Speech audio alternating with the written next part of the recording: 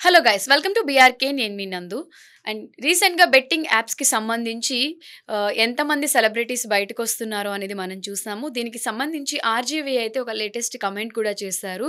చాలామంది హీరోలు కూడా దీంట్లో ఇన్వాల్వ్ అయి ఉన్నారు అనే న్యూస్ నిన్నటి నుంచి వార్తల్లో మనం వింటూనే ఉన్నాము. దీనికి సంబంధించి పూర్తి డీటెయిల్స్ మనతో పాటు దాసరి విజ్ఞాన్ ఉన్నారు. విజ్ఞాన్ అడిగి తెలుసుకుందాం. హలో అండి. సో ఇప్పుడు ఎవరి మీద అయితే కేసులు బుక్ అయ్యాయో వాళ్ళందరూ చాలామంది అబ్స్కాండింగ్లో ఉన్నారని, కొంతమంది పోలీసులు విచారణకు పిలిస్తే రావట్లేదని, ఇలా ఒక పెద్ద సెన్సేషన్ అయితే బయట నడుస్తుంది.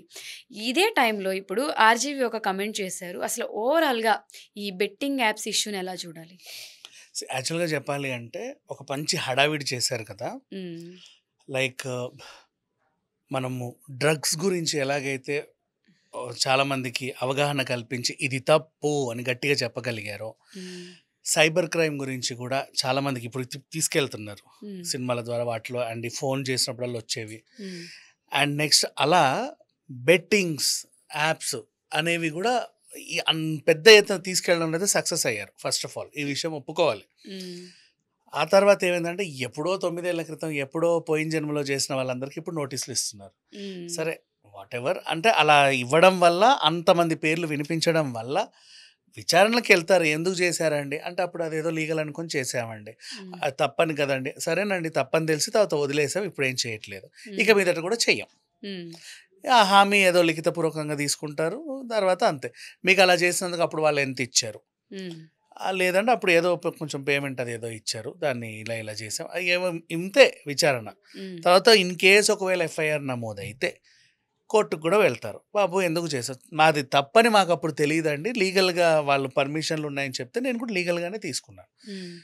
మీకు బ్లాక్ మనీ ఏమన్నా వచ్చిందా, హవాలా రూపంలో మీకు ఏమైనా డబ్బులు వచ్చాయి, అబ్బే లేదండి, వస్తే వచ్చాయి లేదా లేదు, మనీ లాండరింగ్ ఏమైనా చేశారా, నో, ఇవన్నీ అడిగి పంపిస్తారు. కాకపోతే ఏంటంటే ఈ హడావిడి ఏదైతే ఉందో ఈ సర్కిల్ మొత్తంలో ఇప్పుడు జనాల్లో ఎలా ఉంది, ఇప్పుడు డ్రగ్స్ తీసుకునేవాడు చక్కగా రోడ్డు మీదకి వచ్చి తీసుకోవట్లేదుగా, ఎక్కడో ఎట్టో వెళ్ళి అడిగి చూస్తాడని పొడుచుకొని వెళ్ళిపోతాడు. అది తప్పు. కాబట్టి తప్పు అనేది ఎప్పుడైనా సరే గుట్టుగా చేస్తారు, బహిరంగంగా చేయరు. ఇంతకుముందు బెట్టింగ్ యాప్లు ఇట్లా ఆడేవాళ్ళు, ఊరికి ఆఫీస్లో వచ్చి ఇట్లా, ఇప్పుడు ఆడరు. మామూలు కూర్చున్నా కూడా సిస్టమ్స్లో అట్లా ఆడుకునేవాళ్ళు. ఇప్పుడు ఏం చేస్తారు, ఆడరు, మోస్ట్లీ ఆడరు, కంట్రోల్ అవుతుంది. ఇంట్లో వాళ్ళు కూడా చెప్తారు, ఏరా బెట్టింగ్ ఆడుతున్నావా, ఎవరే సన్నాసనం కొడతారు. అంటే ఇప్పుడు మందు తప్పు సిగరెట్ తప్పు అని క్రియేట్ చేసినప్పుడు మా అబ్బాయి చూడారా సిగరెట్లు తాగుతున్నారా 4 కొడతారు కదా తల్లిదండ్రులు, తప్పు చేసావు నువ్వు అని. అలా డ్రగ్స్ తీసుకున్న వాళ్ళని ఎలా అయితే తంతారో పోలీస్ కంప్లైంట్లు ఇస్తారు. ఇక మీద బెట్టింగ్ ఎలా అయిపోయింది, ఎవడైనా ఆడినా కూడా పొరపాటున ఆడినా కూడా వీళ్ళు సమాచారం ఇచ్చుకోవచ్చు. అయితే నేనేమంటున్నా, ఇక్కడ వరకు సక్సెస్గా తీసుకొచ్చిన ఈ స్టోరీని ఇంకా ముందుకు తీసుకెళ్లాలంటే ఏం చేయాలి అంటే, ఏదైతే హెల్ప్ లైన్ నెంబర్స్ ఉన్నాయో డ్రగ్స్ తీసుకునే వాళ్ళకు హెల్ప్ లైన్ నెంబర్ ఇచ్చారు. అంటే వాళ్ళు ఏమి తీసుకెళ్ళి జైలు లేరు, రిహాబ్కి తీసుకెళ్ళి కౌన్సిలింగ్ ఇచ్చి ఇది తప్పు నాన్న అని చెప్పి పంపిస్తారు. అలాగే దీనికి కూడా పెట్టి ఇప్పుడు డ్రంక్ అండ్ డ్రైవ్ ఉంది, వాళ్ళకి ఏం శిక్ష వేయరు, తీసుకెళ్ళి ఇలా చేస్తే ఇలాంటి అవుతాయి, ఇది తప్పు అని మళ్ళీ జనం మీదకే వదులుతారు. అలా వీళ్ళని కూడా అంతే, తీసుకెళ్ళి రిహాబ్కి తీసుకెళ్ళి ఇలా బెట్టింగ్ ఆడటం వల్ల ప్రాణాలు పోతాయి, అప్పుల పాలవుతారు, పేరెంట్స్ని సరిగ్గా చూసుకోలేరు, భార్య పిల్లల్ని వదిలేయాల్సి వస్తుంది.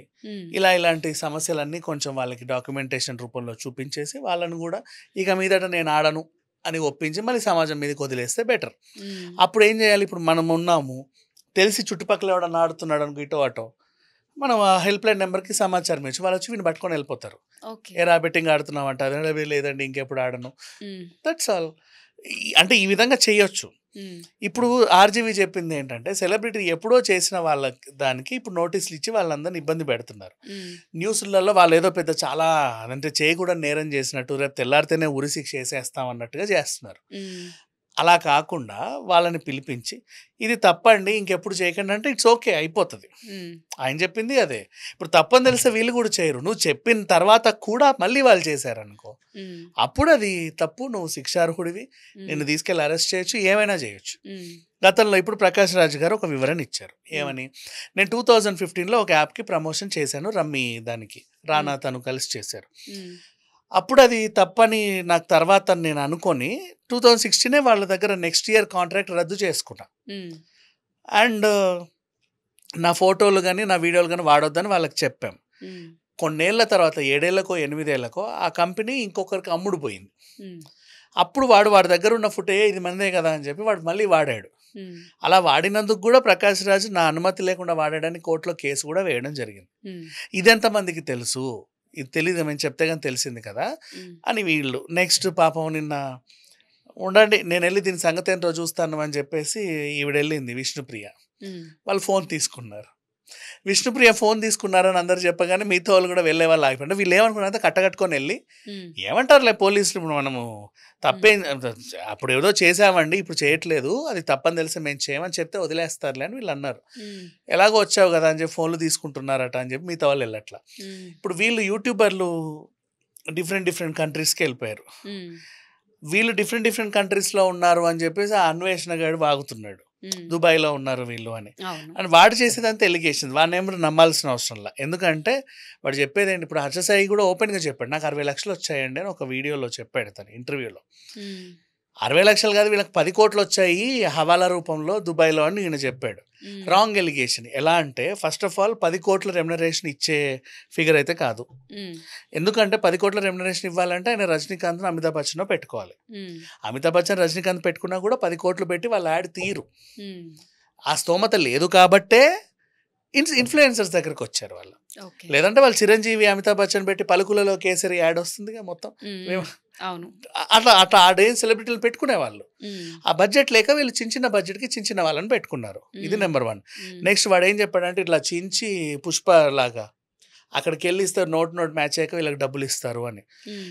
సరే దుబాయ్ వెళ్ళాక నీకు హవాలా రూపంలో 10 కోట్లు ఇచ్చారు. ఎట్ట తెచ్చావు నువ్వు దుబాయ్ నుంచి ఆ 10 కోట్లని సంచిన వేసుకొని? హ్మ్. దొరకవా మళ్ళీ? పాయింట్లెస్, బేస్లెస్ అనమాట. హ్మ్. కాకపోతే ఏంటంటే ఇప్పుడు వీడే ఓ టైప్ ఆఫ్ అసలు ఒక రకమైన మనిషి అన్వేష్. హ్మ్. వీడిని ఫాలో అయ్యే వాళ్ళు ఇంకెలా ఉంటారు హ్మ్.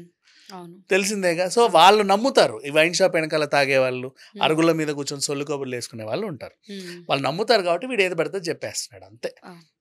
అన్నావు ఆర్జీవి గారు చేసింది కూడా నేను ఇంతకుముందు కూడా నేను లాస్ట్ ఇంటర్వ్యూలో కూడా నీకు చెప్పాను చాలాసార్లు. హ్మ్. వీళ్ళు చేసింది తప్పు అని తెలిస్తే వాళ్ళు చెయ్యరు. హ్మ్.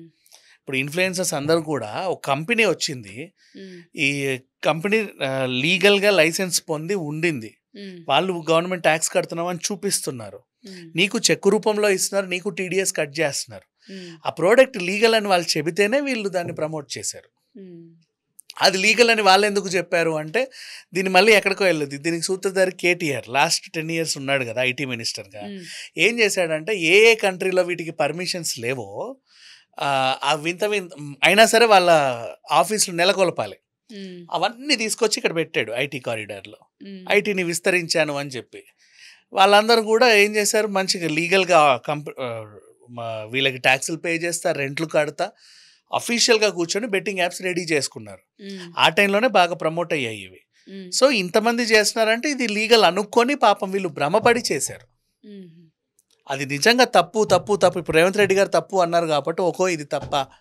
కొంతమంది తెలిసి నిజంగా మేబీ వాళ్ళకి తెలియదేమో, హ్మ్. తెలియక చేసిన పొరపాటుని క్షమించి వదిలేయచ్చు, తప్పులేదు. కానీ దాని గురించి శిక్ష మరీ అంత కఠినంగా విధించాల్సిన అవసరం అయితే లేదు. ఓకే.